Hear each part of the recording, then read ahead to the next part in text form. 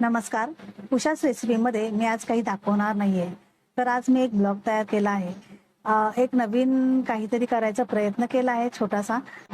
गरबा सर्वांनाच येतो, पण काही कारणास्तव आपण खेळू शकत नाही. तर अशांसाठी आम्ही आमच्या शाळेने गरबा ठेवला होता. सर्व पालक वर्ग तिथे आले होते आणि खूप मनसोक्त असा गरबा केला. तो तुम्हाला कसा वाटला? जर हा ब्लॉग तुम्हाला आवडला असेल तर मला जरूर कमेंटमध्ये सांगा आणि असा सपोर्ट असू दे.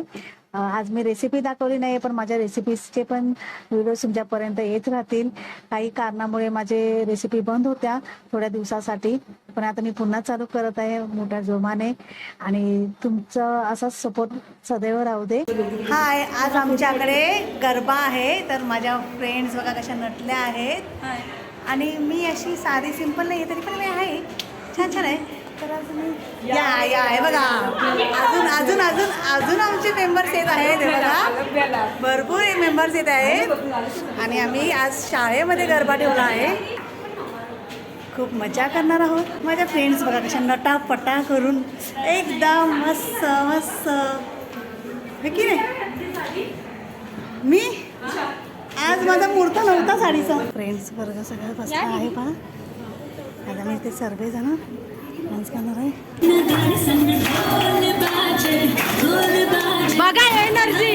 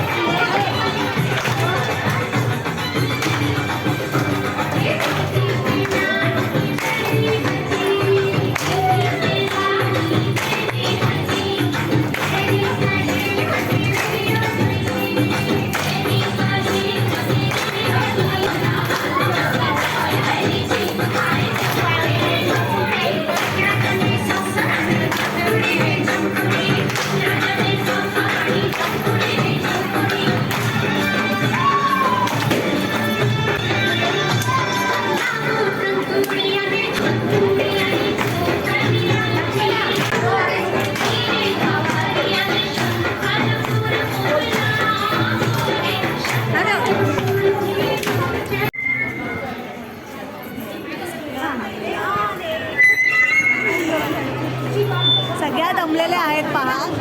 सगळ्या गरबा करून दमलेल्या आहेत. हे आमचे सदस्य बघा, हे देखील या या हाय.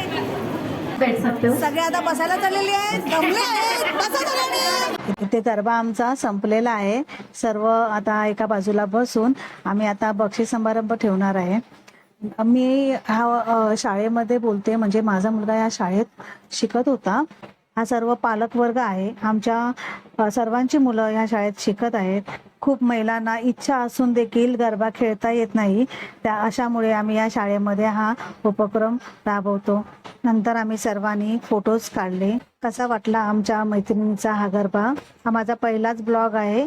तुम्ही पूर्ण पाहिल्याबद्दल धन्यवाद.